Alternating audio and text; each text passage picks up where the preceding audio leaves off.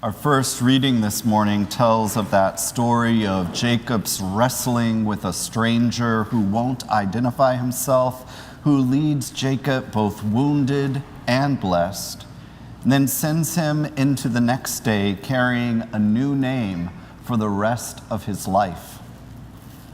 Jacob is alone.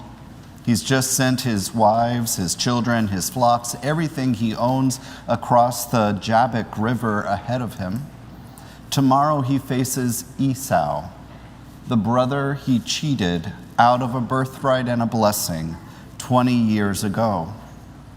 Now Esau is approaching with 400 men. Jacob has run out of tricks. And that night, alone, a man wrestles with him until daybreak. We're never told who the person is. Genesis just says, a man. Jacob will later name the place Peniel, which means face of God, because he says, I have seen God face to face, and yet my life is preserved. The text doesn't resolve the question of identity, and I don't think that's an oversight.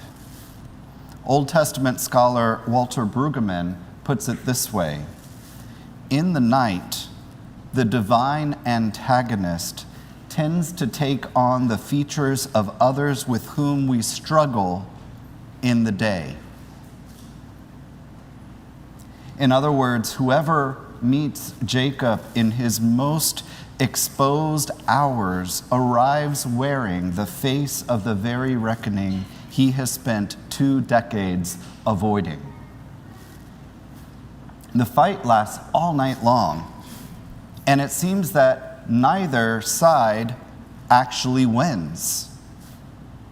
The stranger cannot pin down Jacob, so he wrenches his hip from its socket, and Jacob still won't let go. I will not let you go unless you bless me, he says. I found myself asking the same question just as Brueggemann does in his commentary.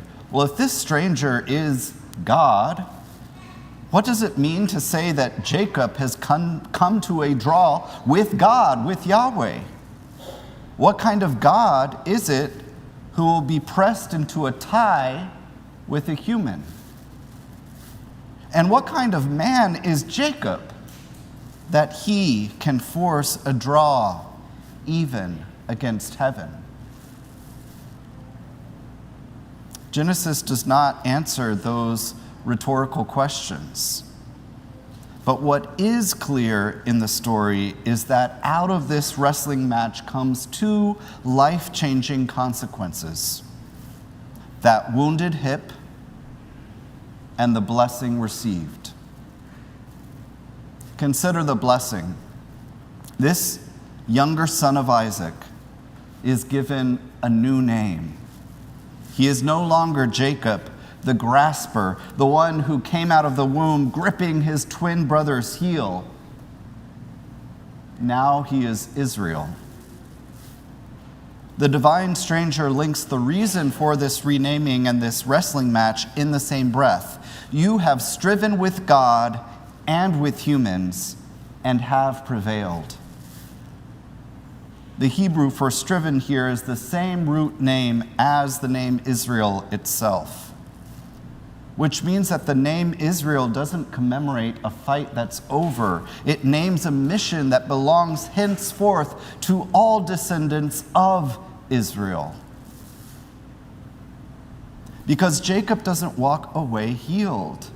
Genesis is specific. The sun rises on him as he limps back to camp. The blessing didn't undo the wound. It arrived in the same gesture from the same hand. It means the grace on offer here isn't grace that erases the struggle. It's grace that meets us inside the cost. It sends us forward anyway, blessed and limping and blessed.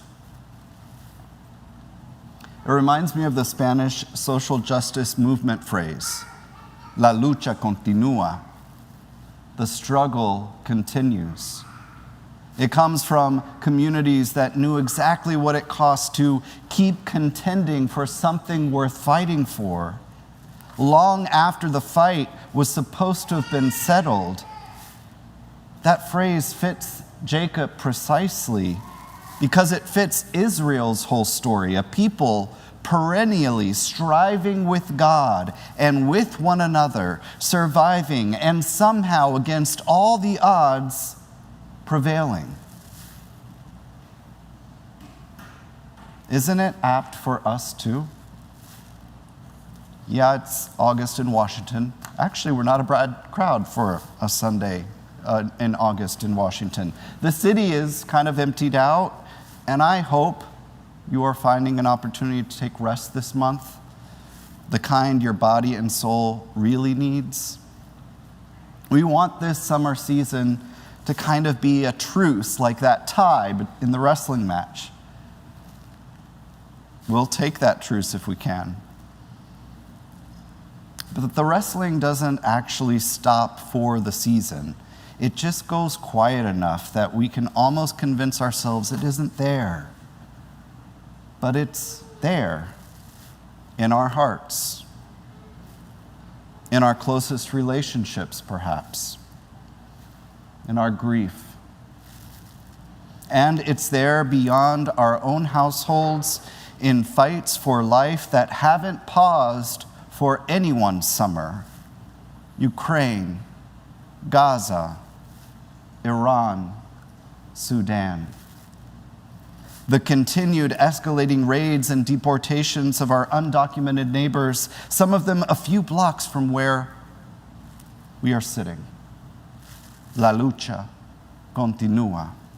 It's not only a phrase for Jacob's night by the river, it's a description of the world we're living in. This morning, whether or not we're ready to be back in the wrestling match. 3 weeks ago, I stood here on that other sermon about Jacob and told you that I identify with Jacob. Richard Rohr argues that the entire U.S. is like a Jacob. The Enneagram 3, that's another sermon, sorry if you don't know what that means, the one who strives to achieve success at any cost, that Jacob doesn't vanish in this morning's text. But something in him has just been pressed to this draw. And so by tomorrow in the story, he will be walking toward his brother Esau, limping, terrified, and for the first time in his whole story, not scheming his way through things, just walking, just showing up with who he actually authentically is. It turns out that who he is a man seeking to make amends, prostrating himself on the ground 7 times in front of his brother. And before he knows it, Esau runs to meet him and embraces him and falls on his neck and kisses him, and they weep in each other's arms.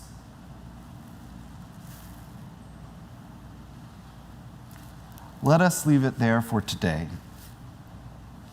Whatever you are striving with, in the quiet of August or in the wider world that never takes summer off, you are allowed to hold on and ask for the blessing anyway.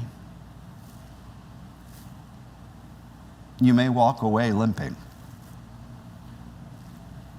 You may also walk away with a blessing.